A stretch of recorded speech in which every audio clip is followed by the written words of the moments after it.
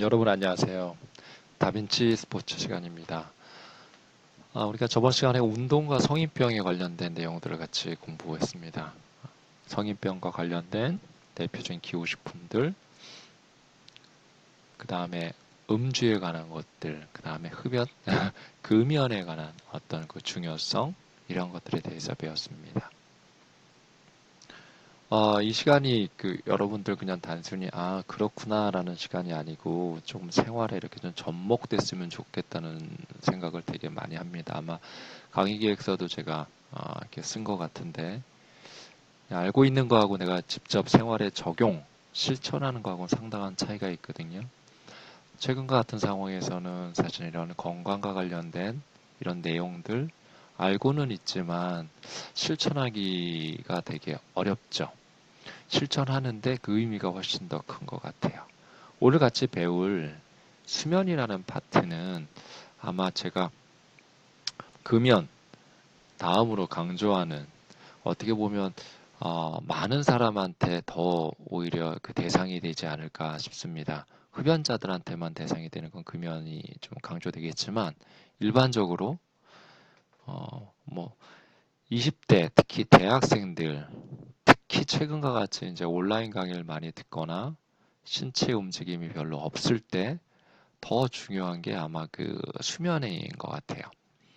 수면의 양과 질, 어떤 차이가 있고, 여러분 아마 그 잠을 잘 잤을 때 그 느낌이 어떤지 한번 생각해 보세요. 아침에 일어났을 때, 되게 개운해. 잠을 잘 잤어. 라고 했을 때, 전날 몇 시에 잤고, 어떻게 잤는지 한번 생각해 보세요. 또는 몇 시에 일어났는지.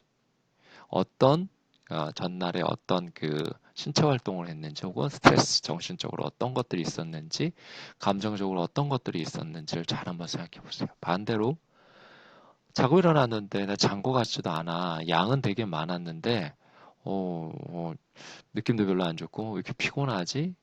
마찬가지로 전날 어떤 일들이 있었는지 최근에 어떤 정서와 행동과 거기에 따른 어떤 나의 그 생활 패턴들이 좀 있었는지 이런 것들 한번 생각해 보시기 바랍니다. 이론적으로 보면 수면은 이 생리적인 의식이 별로 없는 거죠. 근데 실제 그렇다고 우리 몸이 전혀 아무 반응을 하고 있지는 않죠. 그렇죠? 수면이 가장 중요한 이유가 뭘까요? 수면이 우리에게 가장 중요한 이유가 뭘까요? 7초 정도 생각해 보세요. 뭘까요? 수면이 가장 중요한 이유. 우리가 다시 리프레시 되고 어떻게 보면은 다시 살 수 있는 가장 원초적인 게 수면이죠. 수면. 평생 동안 몇 시간 정도 자죠? 여러분 평균 수면 시간이 어떻게 돼요? 수면 시간? 7, 8시간 되나요? 아주 이상적인 거고요. 4시간, 5시간 되세요? 다시 고3 되신 거예요? 예. 우리 때는 뭐 4시간 자면 합격하고 뭐 5시간 자면 떨어진다는 이상한 얘기가 있었어요. 어, 그리고 이제 TV에 나오는 뭐 그때 당시 학력고사 1등 했던 그 친구들이 공부의 방법이 뭐죠? 라고 얘기하면 별거 없는데요. 잠 충분히 자고 열심히 예습 복습 잘 하고 학교 수업 열심히 잘해요. 그거밖에 없는데요. 그러면 사람들이 다 그랬죠. 아니야. 분명히 쟤네들은 4시간밖에 안 잤을 거야. 근데 실제 그런가요? 아니죠. 잠 충분히 뭐 6, 7시간, 7시간 가까이 잘 자고 평상시에 이렇게 뭐 열심히 했던 것들이 축적돼서 누적돼서 나오는 거죠. 지난번 강의에서도 제가 말씀드렸던 것 같아요. 동영상에서 그 ROTC 출신의 아주 많은 마라톤 경험을 가진 분이 얘기하셨죠.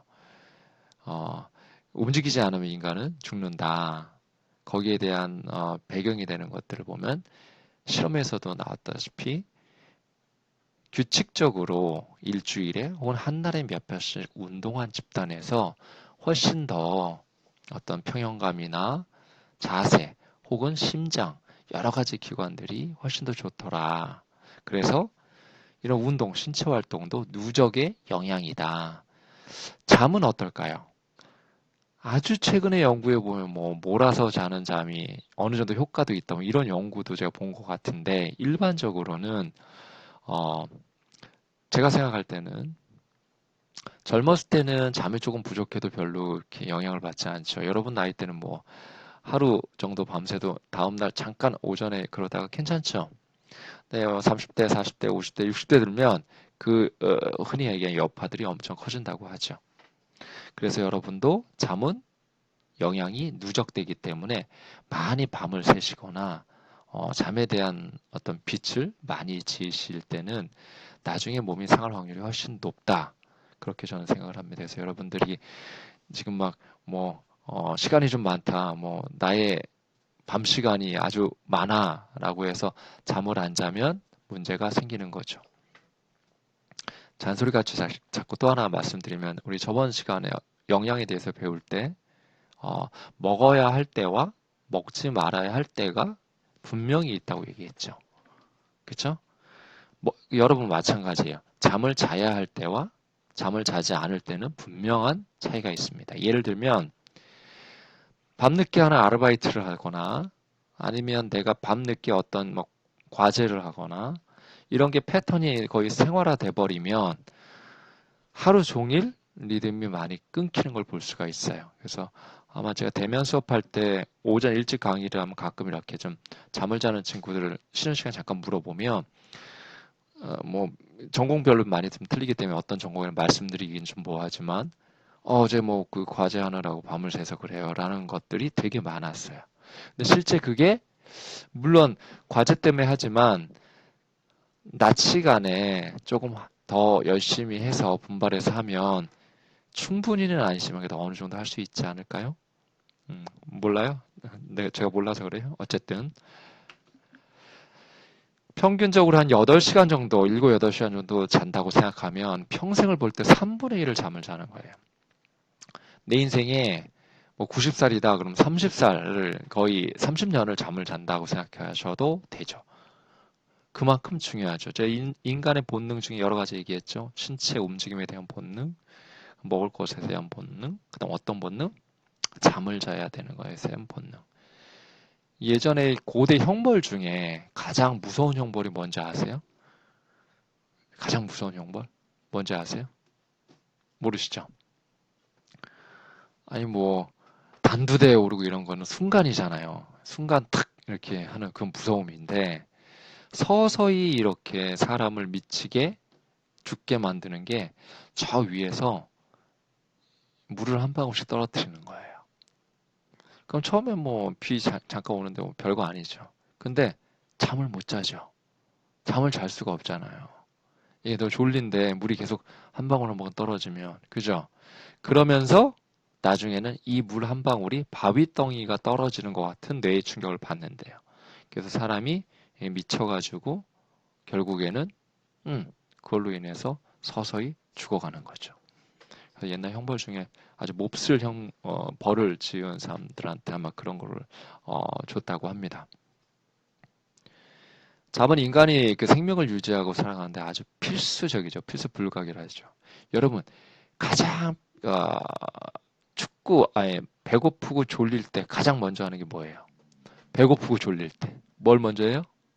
밥 먼저 먹어요? 아니에요. 잠 먼저 자고 일어나서 먹죠. 그게 일반적이죠. 물론 뭐 먼저 밥을 먹고 주무신 분도 계시겠지만 일반적으로는 너무 피곤할 때는 자죠. 일어나서 마구 먹죠.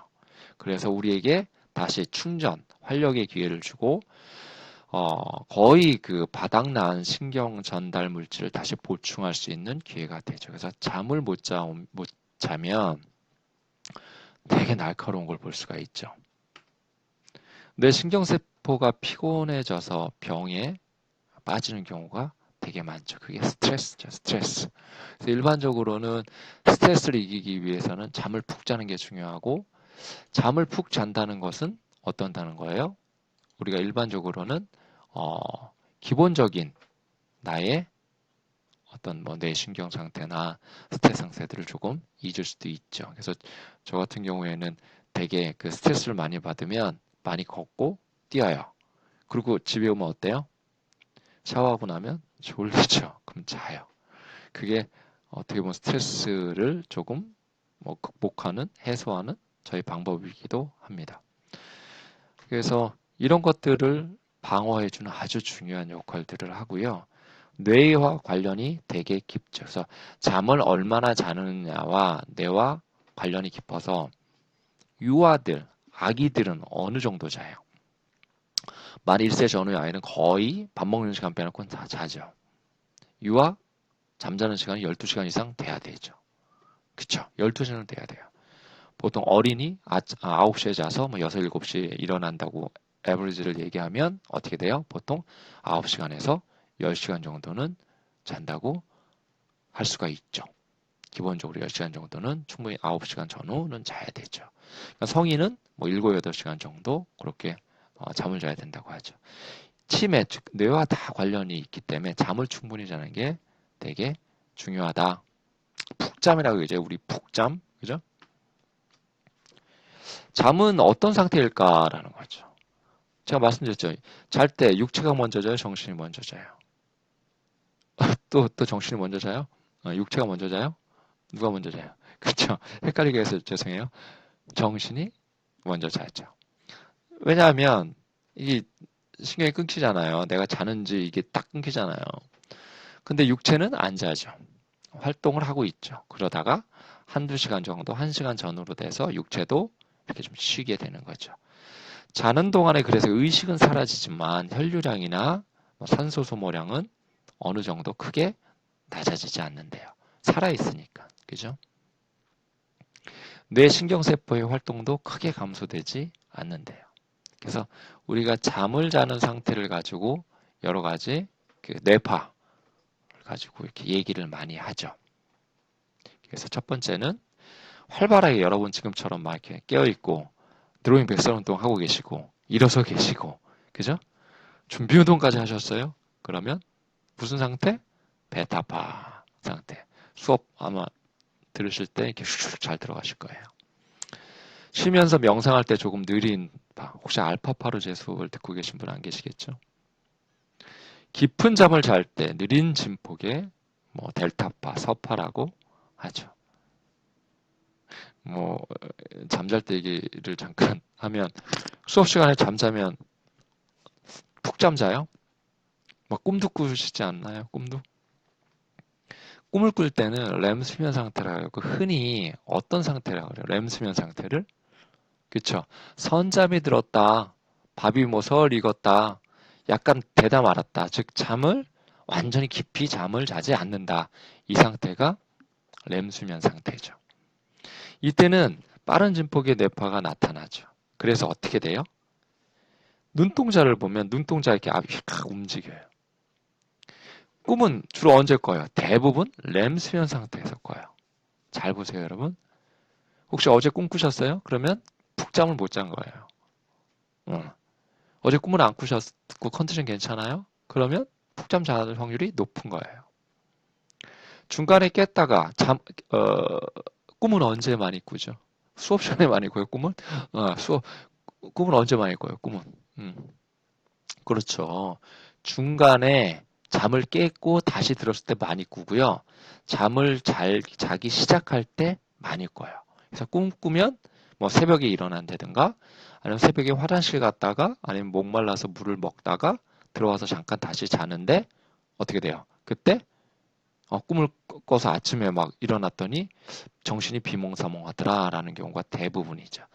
따라서 뭐 꿈에 대한 뭐 얘기를 할 건 되게 많은데 사실 뭐 과학적으로 검증되지 않은 얘기들이 많아서 일단은 꿈을 많이 꾼다는 거는 내 그 기억 속에 내 의식 속에 잔재되어 있거나 과거에 잔재되어 있던 것들이 끄집어 나오고 뭐 예언도 한다 그러죠. 뭐 그거에 대해서 구체적으로 말씀드리기 좀 그렇고 그런 것들 때문에 사실 그 꿈을 꾼다고 하죠. 그래서 모든 활동과 인지와 정서와 다 관계가 있기 때문에 어느 한 부분이라고 얘기할 수는 없겠죠. 대부분 그래서 이건 렘 수면 상태에서 꿈을 꾸게 된다라는 거예요. 선잠을 잔 상태. 중요한 얘기죠. 그럼 하루 얼마나 자야 돼요? 도대체 얼마 자는 게 정말 일반적인 거죠? 봤더니 특별한 이론이 있는 게 아니에요. 어떤 규율이 있는 게 아니고 대략 우리 인간의 리듬으로 볼 때 3분의 1 정도? 한 7, 8시간? 뭐 많게는 9시간 정도 자면 뭐 에버리지가 되는 거죠. 혹시 제가 뭐 대면 수업 때 조사해 보면 한 5분의 1 정도?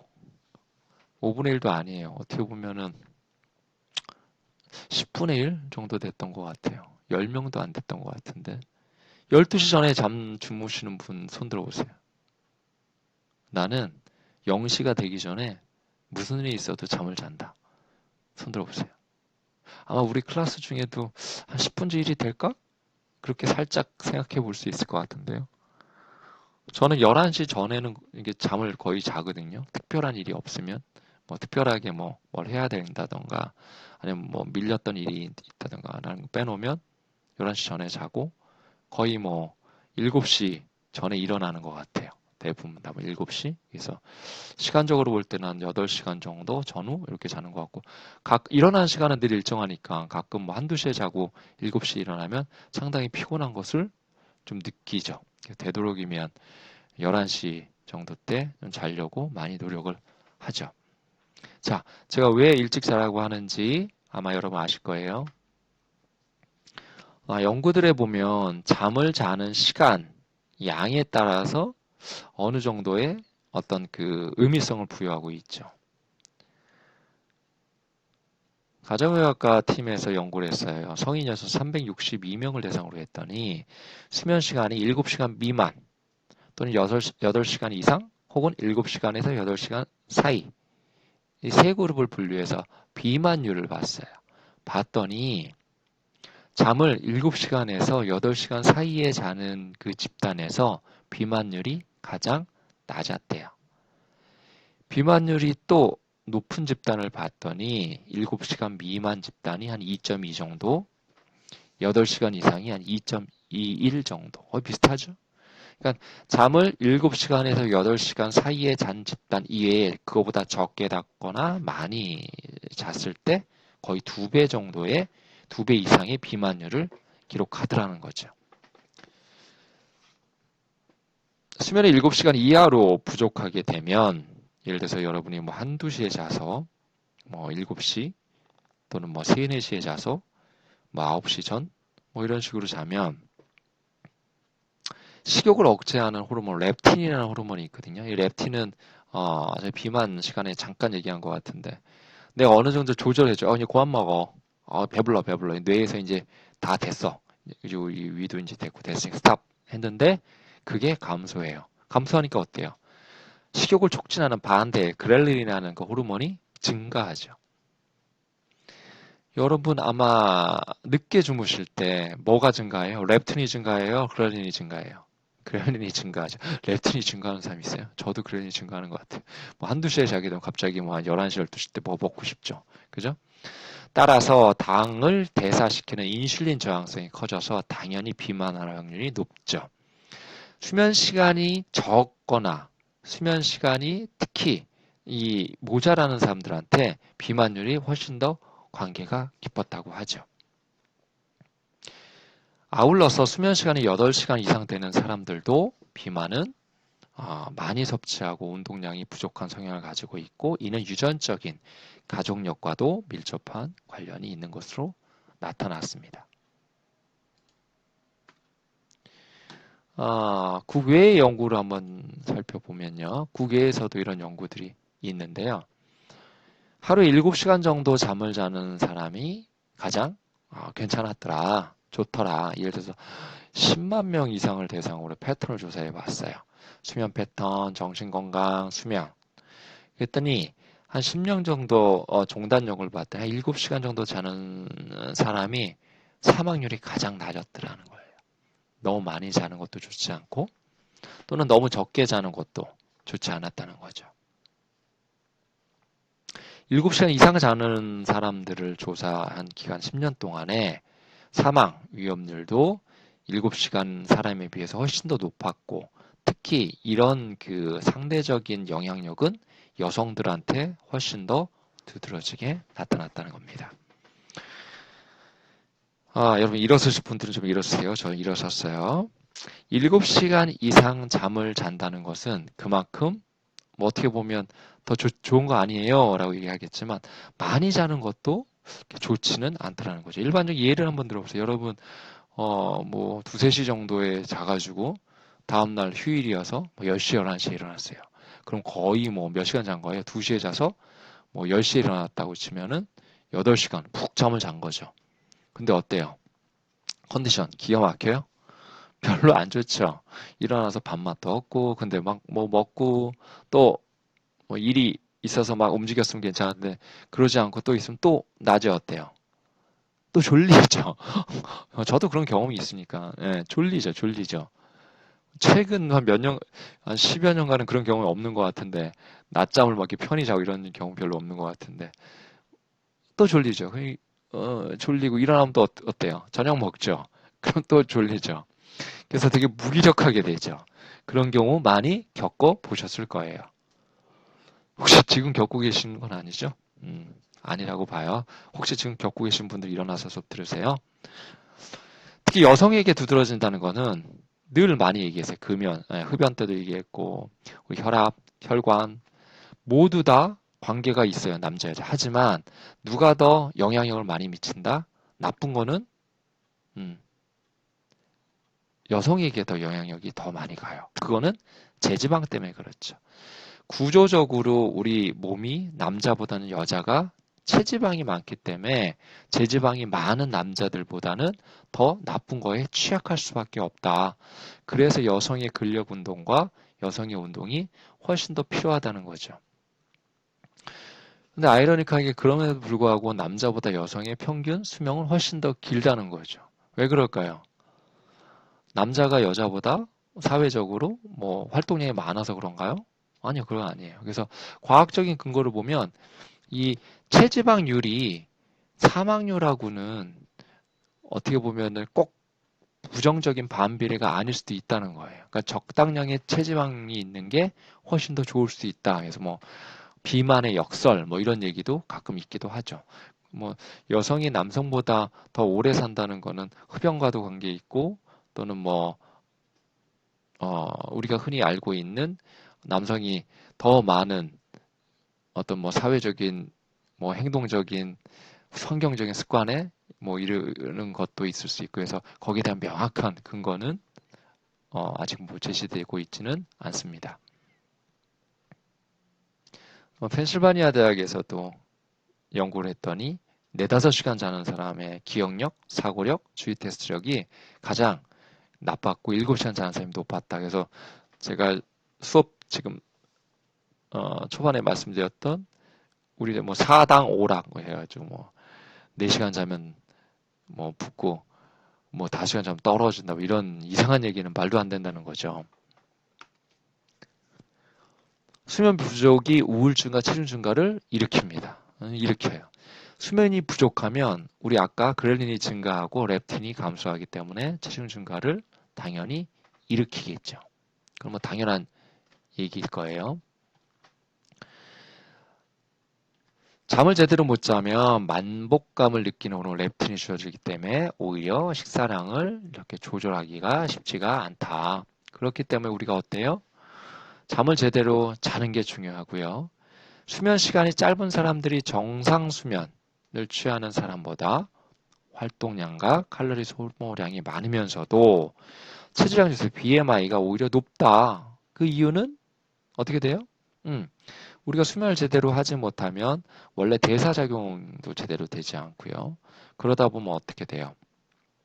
신진대사는 먹는 게 영양이 제대로 활동량으로 안 쓰여요. 그럼 어디로 가요? 체지방으로 쌓일 수밖에 없겠죠. 똑같은 양을 먹어도 왜 저는 살이 찌죠? 왜 저 친구는 살이 안 찌죠? 라고 하면 대사의 작용이죠. 그래서 우리 병원에 가면 뭐가 좀 안 좋아요? 소화불량이에요? 라고 물어보면 꼭 말씀하시죠. 대사불량이에요. 대사질환이네요. 그 대사의 질환은 정확히 꼬집을 수가 없다는 거예요. 어디가 아픈지 모르지만 소화가 안 되고 어지럽고 힘이 없고 이런 것들을 발견할 수가 있는 거죠. 복합적인 얘기죠. 예를 들어 자동차에 비유하면 예전엔 자동차에 어떤 기계 한 부품이 고장나면 그거 부품을 수리하면 됐는데 최근의 기계들은 전자 센서 기능이죠. 그래서 뭐가 잘못된 전자 센서가 이렇게 움직여요. 그러면 잘못된 걸 찾아야 돼요. 찾기가 너무 힘들죠. 그죠? 그래서 최근 이 기계들을 보면 이렇게 수리하는데 특히 자동차 같은 경우에는 쉽지 않은 것을 볼 수가 있습니다.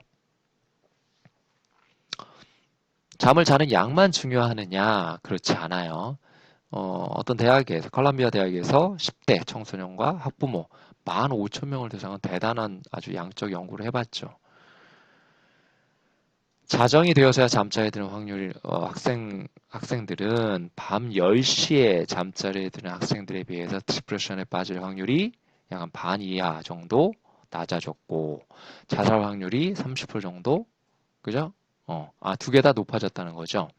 그러니까 12시에 잠을 자는 학생이나 부모들이 10시에 자는 학생이나 부모들에 비해서 어때요? 학생들에 비해서 훨씬 더 자살할 확률과 우울증 확률이 높다. 다시 얘기하면 10시에 자는 게 좋다는 거죠.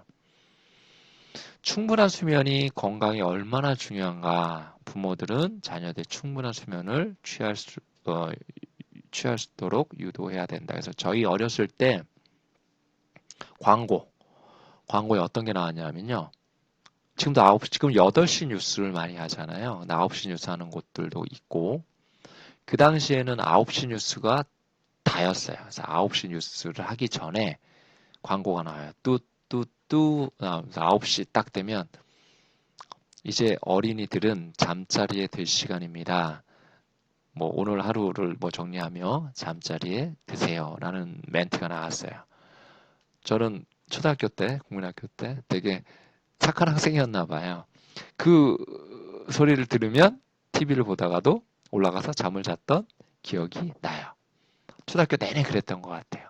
그리고 아침 뭐 7시, 뭐 6시 반 이렇게 일어났던 기억이 납니다. 여러분도 그러셨죠?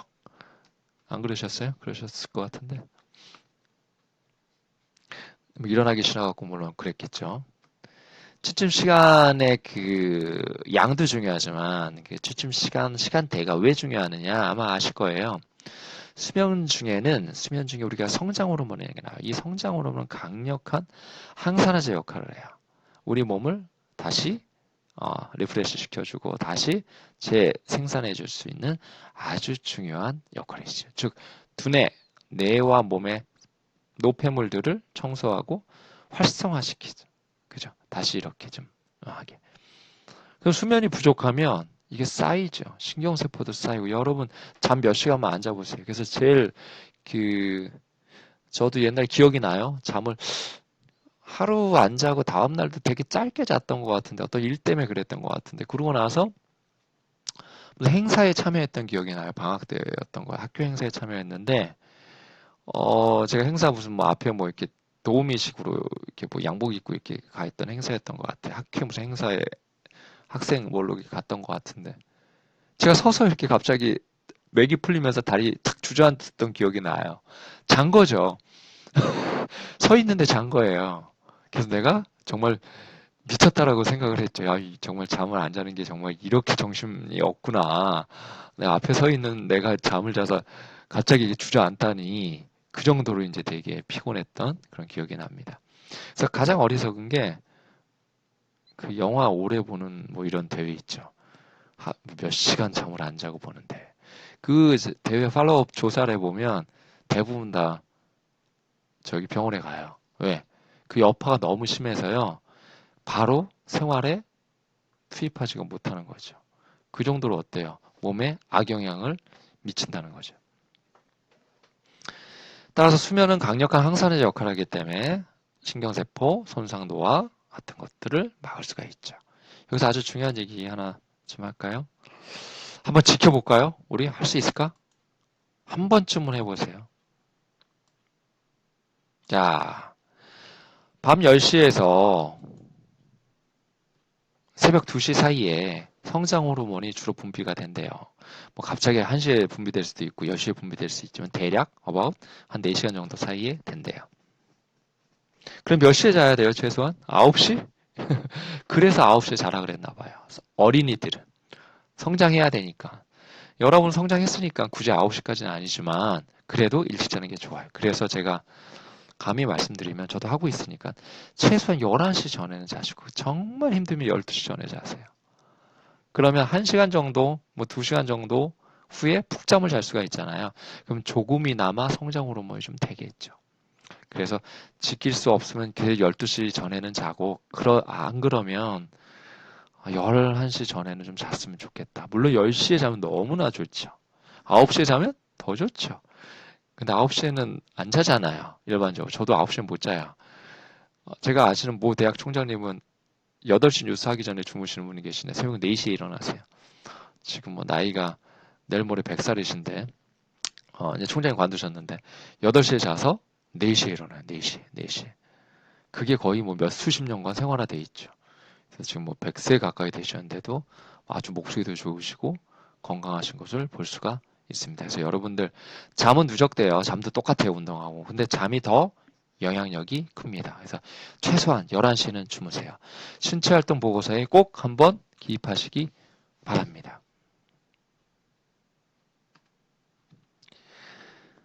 우리가 그 영양 배울 때 12시에서 8시 사이에 근데 제가 생각하는 이제 주장 먹어야 할 때 먹는 게 가장 좋고 8시 이후에는 안 먹는 게 좋다. 그 이유는 뭐 두세 시간 전에 잠을 자게 되면 위가 아직 탄수화물이 있으면 성장 호르몬이 잘 나오지 않는다고 합니다. 따라서 저녁은 일찍 먹고 빈속으로 자는 것이 성장 호르몬 분비, 그 다음에 꿀잠을 자는데 아주 좋겠죠. 또는 스트레스 때문에 잠을 안 자는 경우 되게 많죠. 스트레스를 여러분이 일부러 막 이렇게 하는 경우도 있어요. 뭐 보면서? 핸드폰을 보면서. 핸드폰을 새벽 옆에다 두고 계속 보다가 잠을 자는 경우 많죠. 정말 안 좋은 거. 우리 중앙에는 좀 안 그랬으면 좋겠어요. 제 수업을 듣는 학생들은 이것만은 고쳤으면 좋겠어요. 핸드폰을 옆에다 두지 말고, 핸드폰 충전기가 옆에 있어요.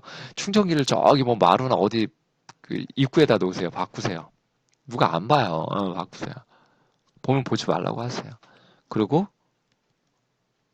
잠자기 한두 시간 전에 보지 마세요. 그리고 주무셔 보세요.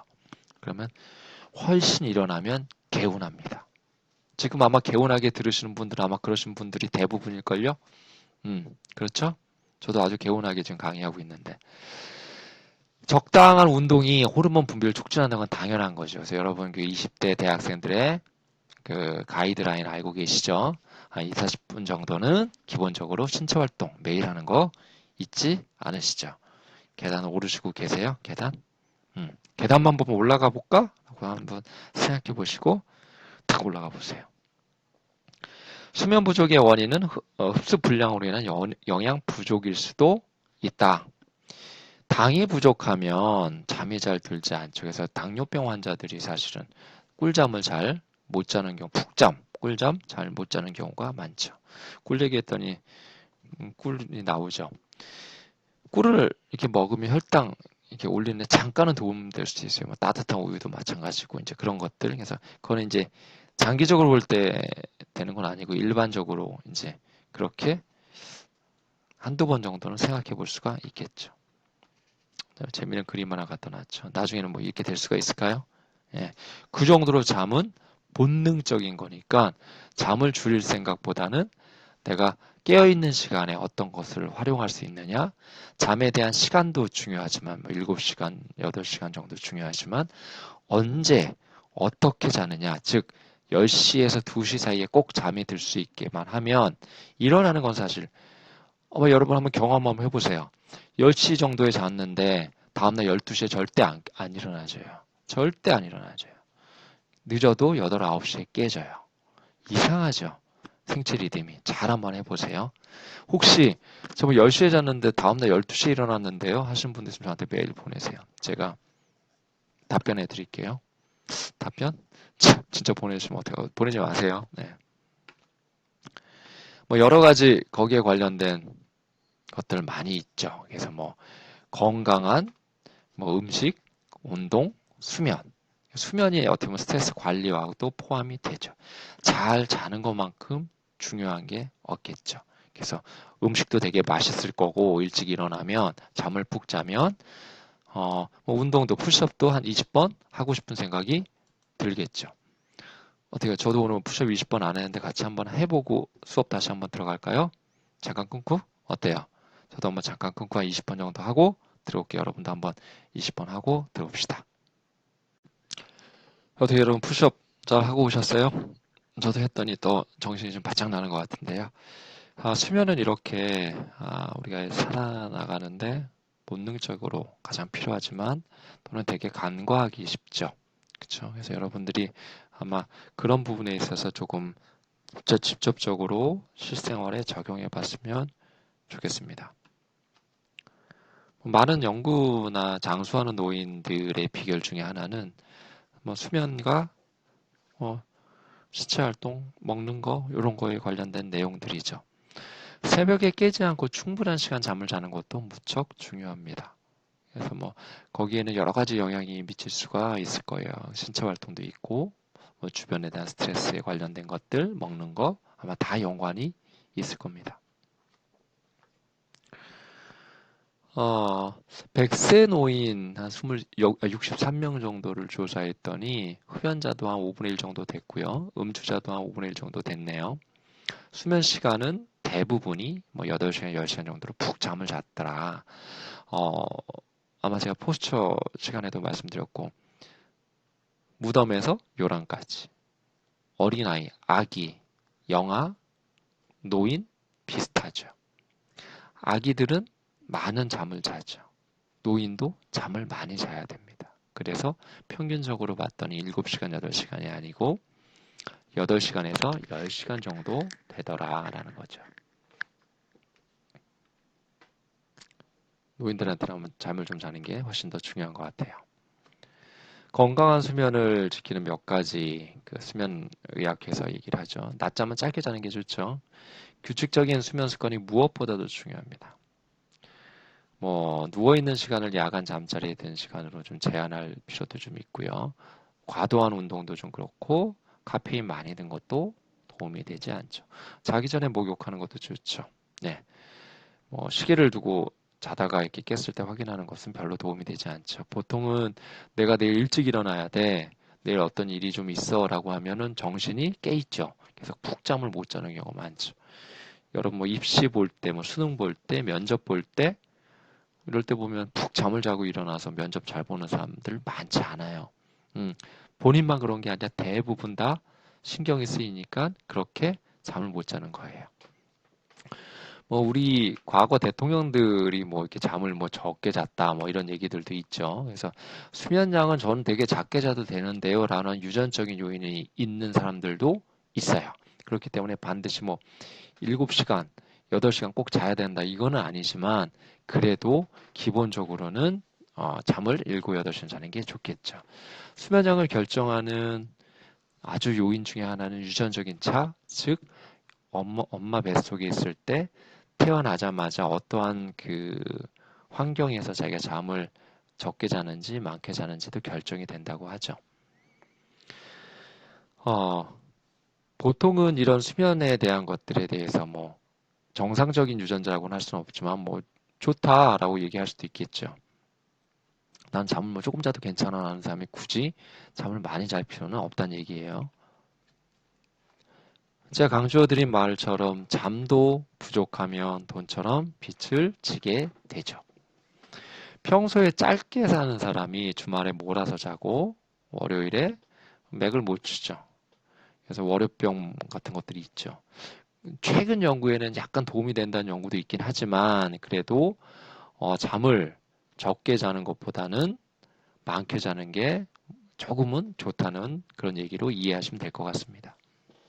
자, 심혈관계에 관계돼서 얘기 말씀 많이 드렸는데 수면도 이러한 심혈관에 부정적인 영향을 당연히 미치겠죠. 왜? 뇌 기전과 관련이 있기 때문에 그렇죠. 뇌에 대한 어떤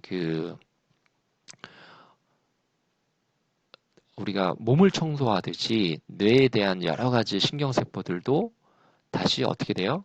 리프레시 돼야 되는데 그게 안 되는 거죠. 그렇기 때문에 다시 적체돼 있고 쌓여 있으면 스트레스나 혈압, 혈관에 부정적인 요인을 당연히 미칠 수밖에 없습니다. 그래서 잠을 충분히 자는 게 되게 좋아요. 아마 제가 저번 학기 신찰등 보고서를 쓰다 보니까 어떤 친구가 이제 그거를 적용해 봤다. 어떻게 적용했냐? 좀 이건 그 친구한테만 포함된 얘기일 수도 있는데 전공 시험을 너무 열심히 공부하다가 새벽 뭐 5시까지 하다가 선잠 자고 일어나서 시험 봤더니 시험을 망쳤대요.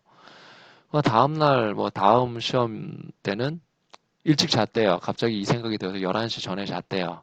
아침 7시, 6시 반, 7시에 일어나서 잠깐 봤대요. 근데 시험을 너무 잘 봤대요. 그래서 원래 본인이 잘하는 과목인지는 모르겠지만 어쨌든 푹 잠을 자고 났더니 정신이 너무 개운해서 오히려 시험 공부를 많이 안 했어도 시험을 잘 봤다 뭐 이렇게 뭐 역설적으로 표현을 하긴 했는데 어쨌든 여러분 그런 경우 가끔 있으시지 않으세요? 시험 포기한 과목들이 오히려 시험 잘 보고 열심히 공부한 과목 막 밤새 공부한 과목은 잘 못 보고 이런 경우 있죠. 물론 시험 공부의 방향이 잘못될 수도 있겠지만 컨디션의 문제도 되게 크다는 거죠. 수능 볼 때 컨디션 잘 한번 생각해 보세요. 평소에 잠을 잘 잤던 사람들이 훨씬 더 좋은 컨디션을 유지할 확률이 되게 높겠죠. 잠은 외부 긴장에서 신체가 이완하는 가장 평온한 시간입니다. 이 시간이 짧다면 당연히 신체가 긴장에서 많이 노출돼 있고 이로 인해서 많이 힘들어지겠죠. 이 밖에 잠을 적게 자면 집중력이 당연히 저하되죠. 그래서 교통사고 같은 경우 또 집중해서 하는 어떤 그 자기의 뭐 태스크를 잘 못하던가 이런 것들도 많아지고 면역력과 관련도 되게 깊죠. 최근처럼 면역력이 되게 중요할 때는 잠을 잘 자는 게 너무나도 중요하죠. 아마 그 밖에 외부 활동이 많이 적어지고 아마 감기에 대한 그런 그 걸리는 확률이 많이 줄었을 거예요. 바이러스에 대한 것들, 뭐 마스크 착용도 물론 있지만 집에서 생활을 많이 해야 되기 때문에 오히려 이런 것들 때문에 면역 기능이 더 중요하다. 잠과 연관이 돼 있기 때문에요. 우울증이나 뭐 불안장애 등도 올 수가 있겠죠. 수면 시간이 알맞느냐에 따라서 생활의 어떤 그 퀄리티도 달라질 수밖에 없어요. 그래서 잠을 자고 낮에 활기차게 일하는 게 가장 좋은 건데, 그래서 야간 작업을 많이 하시는 분들 또는 야간 아르바이트를 많이 하시는 학생들 같은 경우에는 몸이 많이 상하는 것을 본인이 가장 잘 느낄 거예요. 그래서 내가 피치 못해 야간 일을 하게 된다면 이런 잠에 대한 부족한 것을 어떻게 좀 해결해야 되는지 그런 것을 단기간만 하고 장기간에는 되도록이면 하지 않도록 하는 게 훨씬 더 본인한테는 좋겠죠. 할 수 없으면 뭐 해야겠지만 그래서 이런 것들을 좀 잘 생각해 볼 필요가 있습니다. 수면에 대한 여러 가지 얘기들을 좀 했는데 두 가지만 지킬까요?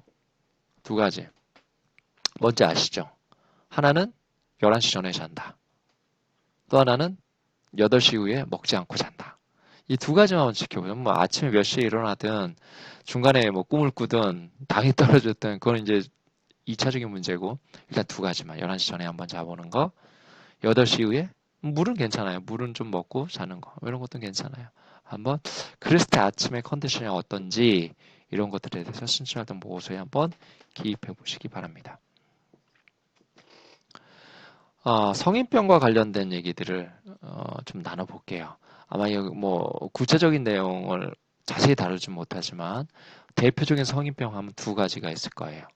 보시는 것처럼 혈압에서 고혈압과 당뇨병 이 두 가지가 있을 거예요. 산업화 사회 이후로 신체 활동에 대한 것들이 많이 줄고 기본 칼로리도 성인 칼로리에 대한 어떤 그 섭취량도 많이 줄었어요. 뭐 3,000 이상 됐다가 2,000대로 떨어졌죠. 따라서 건강에 대한 위협, 넓은 의미에서는 뭐 만 3, 40대 이상 되신 중년분, 뭐 비전염성, 뭐 만생 뭐 퇴행성이죠. 우리 인간의 몸이 퇴행하지 않는 게 없죠. 여러분 성인 이후에 퇴행을 하죠. 여러분들 이제 성인 이후에 조금씩 퇴행을 해서 4, 50대는 완전 퇴행이 많이 되고 갱년기 이후에는 퇴행의 속도가 훨씬 더 많이 좀 커질 거예요. 그래서 최근에 음식물과 더불어서 이런 것들을 예방하려고 먹는 거에 많이 신경을 쓰죠. 그래서 제가 뭐 채소와 올리브 오일 같은 거 알칼리성 식품들을 많이 섭취하면 좋다. 이건 니트로 지방산이 화합물이 있기 때문에 혈관과 되게 관련이 좋은 식품이다. 그래서 최근에 올리브 오일과 채소를 이렇게 섭취하는 것들, 아마 첫 시간에 얘기했다시피 토마토를 올리브 오일과 같이 섞어 먹으면 라이코펜 성분이 훨씬 더 많이 난다. 바로 이 얘기죠. 그래서 이런 그 니트로 지방산이 생기는 게 채소의 녹색 잎 이런 것들이 매우 중요하다. 또는 라이코펜 같은 경우에는 채소 야채에 붉은색을 띤 것들은 라이코펜이 들어있어서 암, 염증 감소에도 되게 효과적이다라는 것들이죠. 성인병을 나오게 하는 위험 인자들이 좀 몇 가지 있죠. 우리가 그때 음식물과 같이 봤던 것들에는 기초적인 식품들에는 기호식품에는 뭐 담배, 흡연이 있었고요. 음주가 있었고 또 뭐예요? 기름진 음식이 있었죠. 관련된 위험 인자는 뭐죠? 결국 그것 때문에 혈관과 문제가 있죠. 혈관. 흡연은 꼭 나와요. 흡연, 콜레스테롤. 비슷한 얘기예요. 그래서 뭐 음주 같은 경우에는 적당한 음주는 혈압에 도움이 되기도 하고 흡연은 아무것도 도움되는 게 없죠. 콜레스테롤은 좋은 콜레스테롤이 있고 나쁜 콜레스테롤이 있죠. 그래서 여기에는 이제 나쁜 콜레스테롤 위주의 얘기들이 나오겠죠. 이 밖에 비만이나 스트레스, 신체 활동 부족, 운동 부족, 규칙적이지 않은 그런 생활, 그 다음에 뭐 어떤 인스턴트 식품에 길들여져 있거나 편의점 음식 같은 거를 많이 먹게 되면 거기에서 오는 불균형한 영양, 염분, 과다 섭취, 환경의 오염, 또 최근과 같은 환경 오염, 뭐 바이러스 마찬가지죠. 이런 것들도 문제가 되죠. 첫 번째 고혈압이죠. 성인병 하면 첫 번째 나오는 게 고혈압일 수밖에 없어요. 발생 원인에 따라서 뭐 본태성과 2차성 고혈압이 있는데 대부분 고혈압 환자는 어떤 환자예요? 본태성 고혈압이죠. 혈압이 일반적으로 일정하다가 노화, 해서 혈관이 수축되거나 유전적인 요인, 짠 음식, 비만, 스트레스 등이 원인이 되겠죠. 2차성 고혈압은 약물이라든가 내분비 질환에 의해서 생기는 거의 10명 중에 한두 명 정도, 이 정도에서 대부분 혈압은 고혈압 환자들은 본태성 고혈압이라는 거죠. 일반적으로 혈압의 기본적인 정상 범위가 어떻게 되죠? 혈압의 정상 범위. 자, 여기 보시면 정상적인 혈압의 범위는 최고혈압 130 미만, 최저혈압 85 미만이라고 되어 있어요. 그러면 내가 맥스의 그 높은 혈압이 한 150 정도 됐어요. 그러면 고혈압 1기에 포함되죠.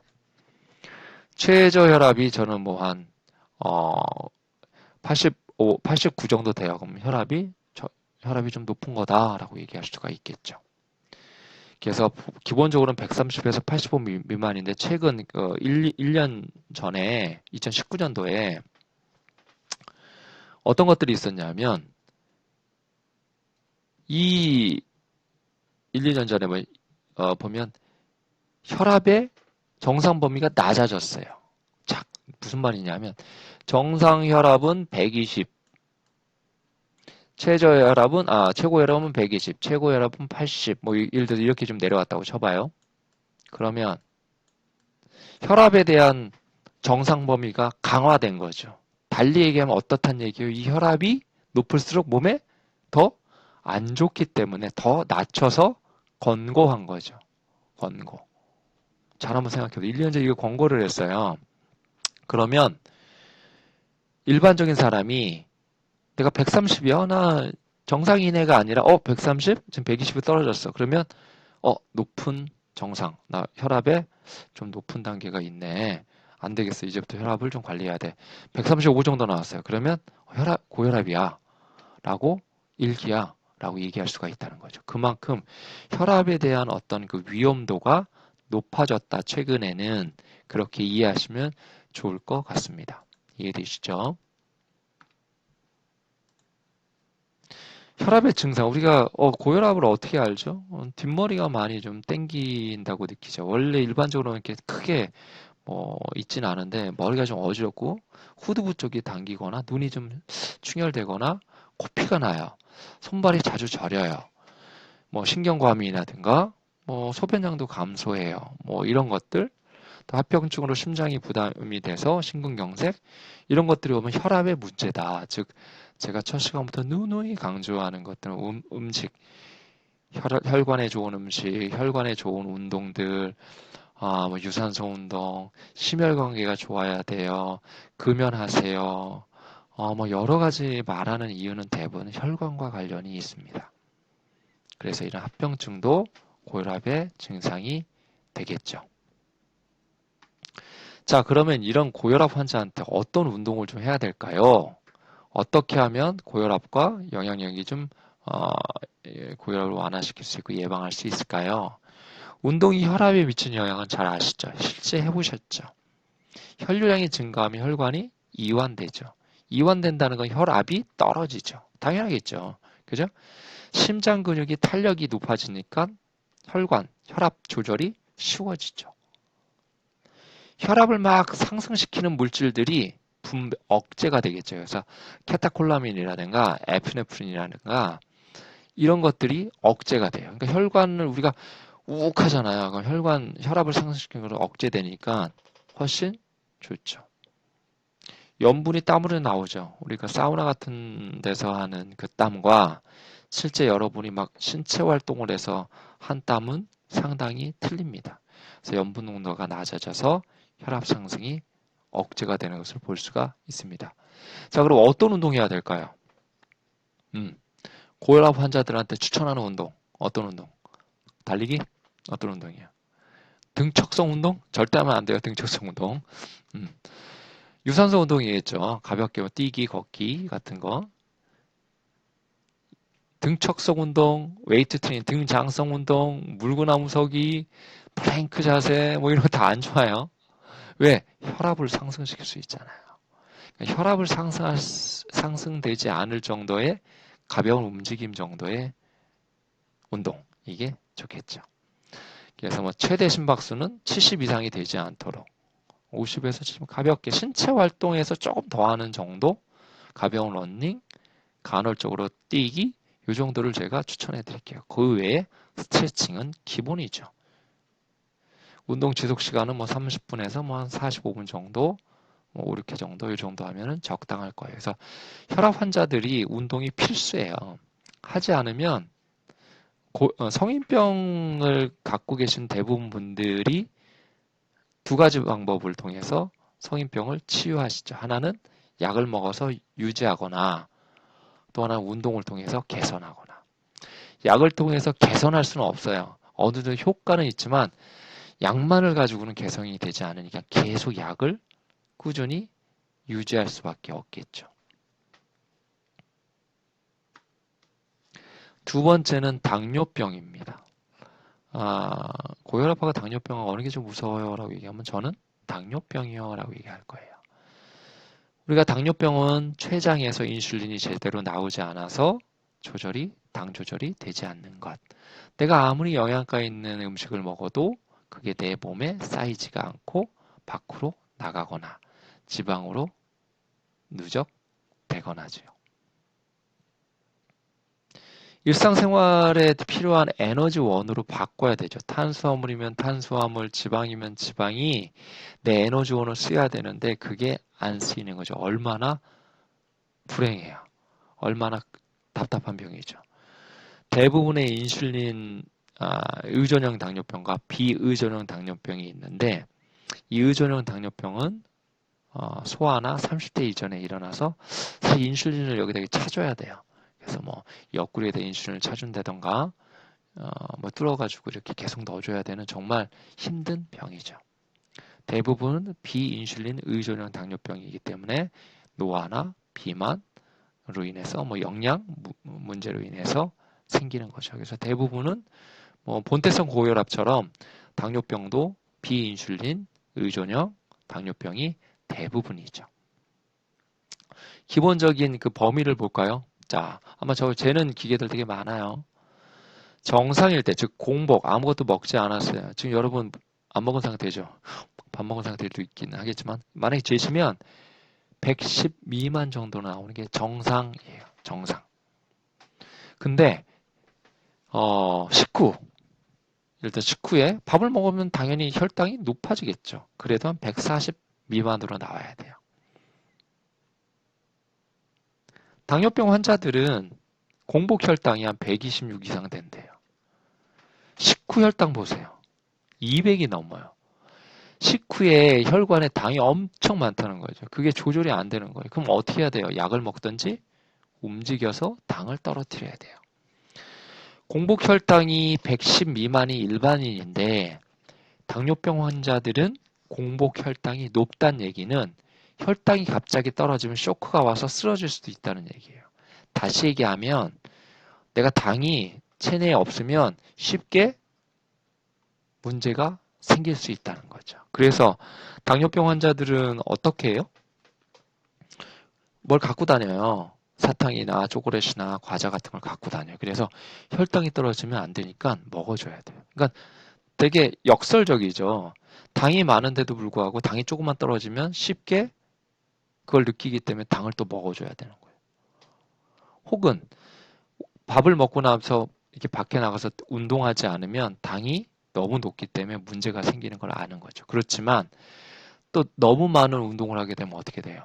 문제도 생기죠. 당이 갑자기 떨어지면 안 되니까. 그죠? 그러니까 되게 힘든 병이에요. 증상은 초기에는 별 증상이 없어요. 성인병들이 대부분 다 노화되거나 거기에 혈관에 문제가 생기고 인슐린에 문제가 생기는 거기 때문에 크게 이렇게 느껴지진 않아요. 단 성인이 돼서 여러분 부모님이나 혹시 갑자기 다이어트를 하지 않는데 살이 빠져? 그럼 약간 문제가 있을 수 있어요. 피로감, 체중 감소가 되게 커요. 뭐 전형적인 다뇨, 다음, 다식 그럴 수밖에 없겠죠. 많이 배출해야 되고 많이 먹어야 되고 단이 많이 또 숨을 섭취해야 되죠. 피로감과 체중 감소가 되게 커요. 그렇기 때문에 사실 갑자기 체중이 감소한다 그러면 의심을 해봐야 돼요. 무욕이나 성기능 저하도 있겠죠. 신체 회복이 지연돼요. 원래 상태로 항상성이 돌아오지 않아요. 잘 낫지도 않고 갑자기 눈이 침침하다. 세균 감염에 쉽게 노출될 확률이 높죠. 그림을 통해서 잠깐 살펴보면요.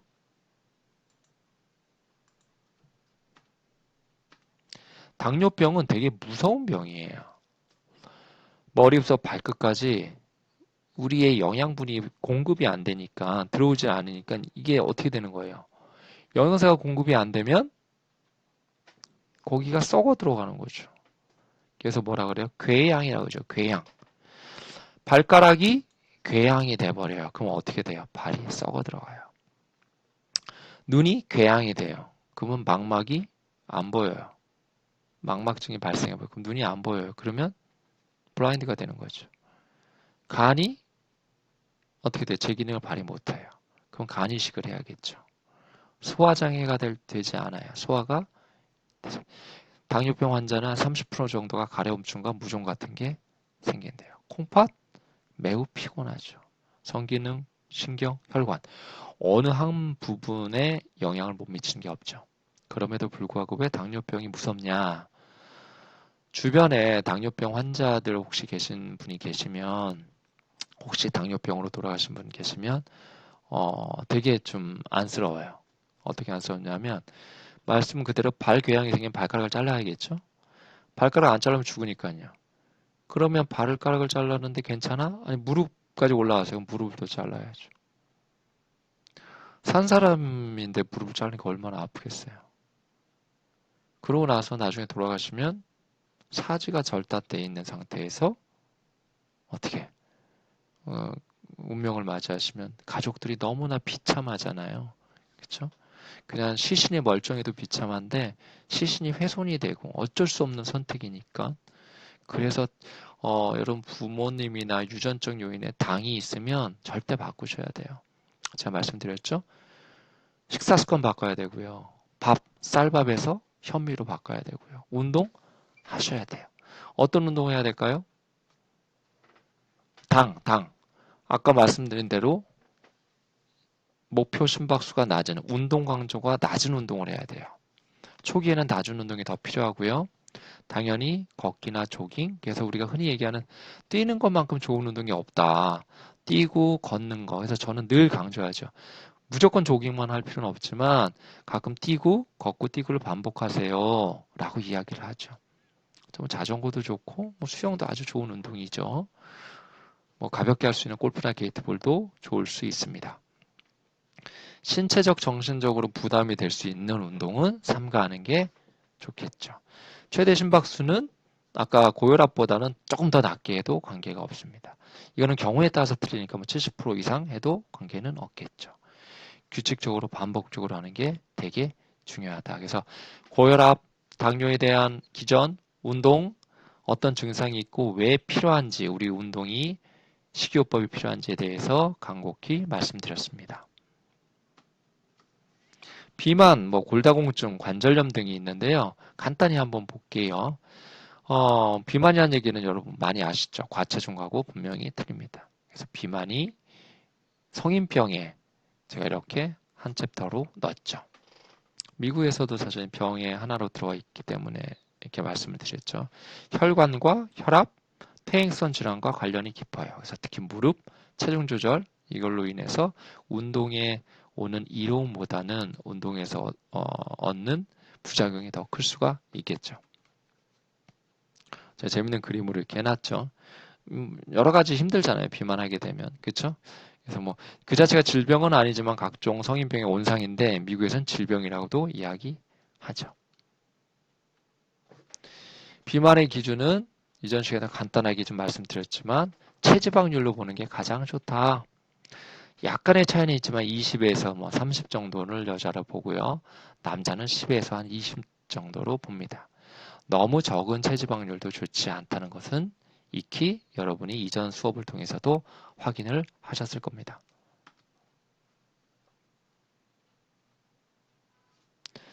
뭐 이상적인 체중법, BMI 지수 한번 저번 시간에 봤으니까 제가 그냥 넘어갈게요. 식이요법과 운동요법을 병행해야 되는 중요한 이유들은 여러분이 아실 거예요. 식이요법만으로는 지방이 잘 연소되지 않고 제지방이 우리가 일정하게 유지되거나 오히려 근력량이 늘어났을 때 체지방률이 감소하고 이로 인해서 우리 몸이 가지고 있는 항상성과 또는 체중에 대한 어떤 증감과 감소가 많이 이루어지지 않고 그로 인해서 우리가 훨씬 더 기초대사량을 높일 수 있기 때문에 이 두 가지가 필요하다. 살을 빼는데 지방을 연소시키는데 운동만으로는 사실 되게 쉽지 않다는 거죠. 그래서 식이요법이 먼저고 거기에 다음으로 부수적이지만 반드시 같이 해야 될 게 운동요법이라는 겁니다. 체력을 향상시켜서 면역 기능도 높여주고요. 체중 감소에 따른 부작용도 줄이는 게 필요하죠. 여러 가지 유산소 운동도 필요합니다. 다음은 성인병 중에 특히 여성분들, 어머님분들이 많이 앓고 계실 수 있는 골다공증이죠. 골다공증은 운동량이 부족하신 분, 전업주부, 갱년기를 앓고 계신 분들한테 많이 필요해요. 그래서 약 같은 거는 기본적으로 드시는 게 좋아요. 운동을 특별히 하지 않으시는 분이라면 뭐 약을 안 먹고 운동으로 전환하시는 게 훨씬 좋고 두 가지 같이 병행해줘서 사실 나쁜 건 없겠죠. 제가 약을 이렇게 좋아하는 사람은 아닌데 비타민과 특히 갱년기 때 골다공증을 위해서 먹어야 되는 약들은 기본적으로 먹어야 된다고 생각하는 사람이에요. 뼈의 밀도가 감소해요. 몰라요. 뼈의 밀도가 감소한 지 어떻게 알아요? 몰라요. 아프기 전까지. 그러니까 되게 심각해질 수 있죠. 그죠? 그래서 이게 골다공증이 이제 뼈에 대한 어떤 밀도를 정확히 뭐 MRI를 찍어보지 않는 한 거의 모르기 때문에 낙상을 하거나 혹은 간단히 뼈가 좀 이상하다 혹은 허리가 많이 아프다, 엉치가 아프다 이런 분들한테 많이 생길 수가 있죠. 뼈 그림을 보시면 구멍이 숭숭숭 뚫려 있는 것도 보실 수가 있습니다. 골다공증은 침묵의 병이에요. 몰라요. 본인이 말하지 않으면 모르고 본인이 아픈 것도 거의 뭐 뼈가 한 30% 정도 밀도가 감소되어 있을 때 정도로 거의 모른다는 거죠. 척추가 압박이 되면 허리 통증과 피로감이 호소돼요. 우리 발 밑에 있는 뭐요? 발 밑에 있는 중력이 계속 끌어당겨요. 지금도 끌어당기죠. 그러니까 자꾸 눕고 싶죠. 앉고 싶고. 다시 일어나 볼까요? 저도 일어나 볼게요. 자, 척추가 압박되면 허리 통증과 피로감이 호소가 돼요. 그래서 이렇게 구부러지잖아요. 구부러져. 그래서 다리도 이렇게 O자 다리가 되고 허리도 구부러지고 몸은 뒤로 나갔다가 다시 앞으로 어깨는 앞으로 또 꺾이고 그래서 스웨이백 혹은 노인 자세가 많이 되죠. 나이가 들면 신장이 줄어요. 예, 저도 아마 줄었을 거예요. 조금 줄었을 거예요. 한 뭐 1cm 정도 줄지 않을까 싶네요. 예. 척추에 변형이 생기거나 등도 굽고 골절도 발생합니다. 자, 중요한 거는 자, 그러면 어떻게 집에서 이런 걸 예방해서 운동을 좀 같이 적용해 볼 수 있을까요? 오늘부터 한번 해보세요. 무게를 실 수 운동, 웨이트 트레이닝 하면 좋겠죠. 걷기, 조깅 아주 좋습니다. 계단 오르기. 뭐 뼈에 적절한 자극을 주는 뭐 10에서 15RM 정도의 1세트에서 3세트 정도가 좋고요. 점진적으로 운동의 강도를 높이는 것도 되게 좋겠죠. 관절염과 관련된 얘기 좀 할게요. 여러분 뭐 관절염 있으세요? 손목에 있을 수 있어요. 손목 한번 보세요. 자, 손목을 수업 시간에 손목을 이렇게 플렉션 안으로 굽히는 건 어렵지 않다고 얘기해 드렸죠. 손목을 위로 익스텐션 해보세요. 반대로. 손가락이 하늘을 향하게 너무 힘들죠. 엄지손가락은 손을 이렇게 엄지끼리 잡으시고요. 이렇게 엄지손가락을 팔에 붙여보세요. 이렇게 스트레칭 해보세요. 시원하실 거예요. 그죠? 시원하실 거예요. 우리가 대부분 엄지손가락을 플렉션을 많이 시켜요. 굽어져 있기 때문에 엄지손가락을 많이 펴주세요. 핸드폰으로 많이 굽어져 있죠? 핸드폰 엄청 하시죠? 그럼 대부분 다 플렉션만 익스텐션 안 해줘요. 그래서 엄지손가락을요, 오른손 엄지손가락을 이렇게 넓히시고, 왼손은 엄지손가락 전체 잡으시고 이렇게 펴주세요. 되게 시원한 것을 볼 수가 있습니다. 우리는 하루에 10만 번 정도 관절을 움직이죠. 대부분 플렉션 하죠. 익스텐션 잘 안 하죠. 그래서 퇴행하게 돼 있어요. 어쩔 수 없어요. 노인들이 호소하는 관절은 대부분 퇴행성 관절염이죠. 기계도 많이 쓰면 힘든데 인간이 80 가까이 막 쓰면 80년을 쓰면 너무 힘들겠죠. 그러니까 당연히 아픈 거는 어떻게 보면 일반적인 거다라고 받아들일 수 있죠. 류마티스 관절염이라고 하는 것은 면역성 이상에서 생기는 거죠. 그래서 염증이라든가 뭐 만성 질환으로 올 수가 있고요. 폐나 눈 신경에도 변화가 생길 수가 있죠. 그래서 이게 많이 그 부정형으로 좀 변하죠. 손가락이 붓고 뭐 꼬부라지고 관절이 아파서 경직되고 또 식욕 부족 뭐 부진이라든가 체중도 감소될 수가 있죠. 그런 것들이 일어날 수가 있습니다.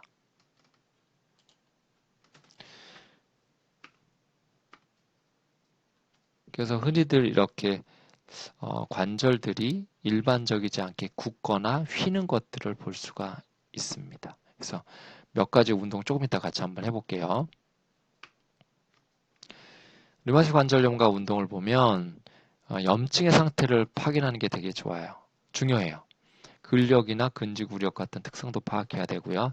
ROM, 과동 범위를 증진시키는 거 되게 중요합니다. 그래서 근력이나 근지구력을 강화하는데 목적도 있고요. 적정한 심폐 기능도 증진시켜줘야 돼요. 그래서 전신 운동이 부족하기 때문에 적절한 심폐 기능을 갖는다는 것은요. 그래서 그 류마티스에 대한 관절염, 우리가 운동 이런 것들은 근력이나 근지구력 강화에도 되게 필요하다고 느끼시면 될 것 같습니다. 자, 같이 한번 우리 관절 운동 한번 해볼까요? 자, 공 잡기 운동인데 공 없죠? 공 혹시 있으신 분들 공 갖고 오셔서 같이 하셔도 좋고요. 공 없으면 그냥 하셔도 좋습니다. 자, 한번 해볼까요? 공이 있다고 생각하시고 주먹을 이렇게 꽉 잡아보세요. 오른손. 꽉 잡으세요. 10초 정도. 꽉 잡으세요. 꽉. 저도 잡고 있어요. 꽉 잡으세요. 펴보세요. 전기 일어나는 거였죠. 자, 왼쪽도 마찬가지로 꽉 잡아보세요. 5초, 5초에서 10초 정도 펴보세요. 펴보세요. 이 것만으로도 사실 관절에 많은 운동이 주어집니다. 손가락 펴기 해볼까요? 손가락을 이렇게 붙인 상태에서요. 끝에부터 말아보세요. 저 안 돼요? 뭐 하시는 분 있어요? 끝에부터 마시고 피실 때 끝에부터 펴보세요. 끝에부터. 되세요? 안 되세요? 자, 이번에는 손가락을 바닥에 쫙 펴보세요. 저도 바닥에 이렇게 쫙 폈어요. 우리 어렸을 때 그 놀이 했나요? 여기 연필이나 뾰족한 샤프 갖고 이게 막 찌르기 했어요. 5개 찌르기 했어요?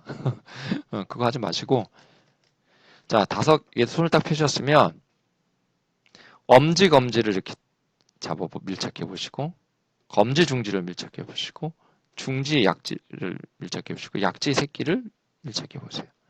그게 좀 불편하시면 손을 이렇게 공중에다 대고 하셔도 돼요. 그냥 손을 피시고 손가락을 벌리신 다음에 엄지 2개, 검지 중지, 중지 약지, 빠르게 반대로 다시 약지 새끼에서부터 시작해서 약지 중지, 검지 중지 빨리 해보세요. 빨리 되세요? 양쪽으로 되세요? 발가락까지 되세요? 손가락만 해보세요. 자, 요런 동작만 하더라도 사실은 우리 관절, 손 관절에 도움이 돼요. 특히 핸드폰 많이 하시잖아요. 그쵸? 그 엄지 같은 경우에 아까 얘기한 대로 많이 펴주시고 손가락을 전체 주먹 쥐었다가 피시는 동작들은 되게 좋아요. 혹시 여러분 면접을 하거나 갑자기 긴장이 되실 때 손가락 두 손으로 꽉 한 5초에서 10초 정도 정말 힘이 꽉 들어가게 잡고 계시다가 탁 빼보세요. 그러면 혈액이 싹 솟아요. 이게 돌아요. 그래서 어느 정도 컴다운 될 수 있는 경우가 가끔 있습니다. 그러니까 여러분 그걸 한번 살펴서 반복적으로 해보세요. 공 같은 거 있으면 좋아요. 짐볼이나 이렇게 좀 조그만 공 있잖아요. 고무공, 탱탱볼 뭐 이런 것들 있으면 좋고, 왜 남학생 같은 경우에는 그 악력기 있죠. 악력기. 악력기를 이렇게 하면 혈관에 되게 좋아요. 펌프질하는 것처럼 악력기를 하나 이렇게 뭐 이게 많이 비싸지 않아요. 싼 데 가서 사면 얼마 안 해요. 그래서 이거 이렇게 하다가 집에서 특히 수업 들으면서도 이렇게 하시면 되게 도움이 될 겁니다. 적용해 보셔야 돼요. 자, 퇴행성 관절염 대부분은 나이가 들기 때문에 노화에 의해서 뭐 발생하는 거니까 사실 그걸 갖다가 이렇게 뭐 예방하는 차원에서밖에 할 수가 없다는 거죠. 뼈와 뼈 모든 관절 부위에 발생할 수가 있죠. 특히 무릎하고 엉덩이 쪽에 많이 발생해요. 그래서 제가 그렇게 강조하는 게 펠빅, 골반 운동하세요. 하고 계세요? 브릿지 자세 하고 계세요? 너무나 중요한 운동이에요. 라고 늘 강조드리죠. 나이나 유전적인 요인, 또 교통사고 같은 후유증에는 이러한 무리한 관절 사용의 원인이 있다. 그래서 퇴행성 하는 데는 무릎을 많이 쓰시는 기사분들도 많이 연루가 되는 걸 볼 수가 있습니다. 그래서 뭐 비가 오거나 날씨가 굽거나 그러면 느끼신다 그러죠. 아, 여기 통증이 좀 오네. 관절에 소리가 띡띡띡 나네. 그래서 실제 MRI를 찍어보면 무릎이 약간 관절이 그 안에는 물렁뼈라 그러죠. 흔히 그것도 거의 다 닳아서 없고 그래서 인공적인 뭐 이렇게 이식을 하고 이런 것들이 최근에 의학적으로 많이 발달돼 있다고 합니다. 이런 분들한테는 어떤 운동을 시켜줘야 될까요? 여러분도 겪어야 되고 제가 먼저 겪겠죠. 퇴행성 관절염을. 관절 가동 범위 운동을 근력 운동이 시작되기 전에 실시하는 게 좋다. 그래서 많이 스트레칭도 해주는 게 좋고요. 통증 없을 때 근력 운동을 하는 게 좋아요. 그러니까 아프면 사실 하면 안 되는데 아프기 전에 기본적으로 해주는 게 좋다. 저항을 이렇게 증가시켜서 하는 게 필요한데 사실은 관절염 환자인데 제일 좋은 거는 부하가 적은 수중에서 하는 운동들이 되게 좋죠. 그래서 부력을 이용하면 운동 시 통증도 감소되기 때문에 사실 좋은 걸 볼 수가 있습니다. 뭐 뇌졸중, 심근경색에 관한 것들은 말씀을 많이 드렸던 것 같아요. 그래서 뇌졸중은 뇌, 혈관, 3대 사망 원인에 속하는 질병이죠. 한번 생각해 보시기 바랍니다. 심근경색에 대해서는 제가 한마디 말씀드렸어요. 금연 시간에 말씀드렸어요. 흡연 시간에 어떤 거? 운동 능력을 과하게 하게 되면 심장에서 나오는 그런 압력들이 과하게 되는데 그게 이미 담배를 펴서 흡연을 해서 항상 부담이 된 상태에서 또 과하게 어떤 운동을 지나치게 한다면 갑자기 관상동맥이 막히게 되죠. 그래서 스텐스 수술을 하게 되면 이전처럼 강한 운동을 할 수가 없어요. 상당히 힘든 거예요. 그래서 여러분들 특히 흡연하시고 계신 분들은 꼭 금연하시는 이유가 바로 이런 이유 때문에 더 말씀드리는 겁니다. 오늘 이 시간에는 성인병에 관련된 내용들 전반적으로 살펴봤습니다. 오늘 들으시느라고 수고 많이 하셨습니다. 감사합니다.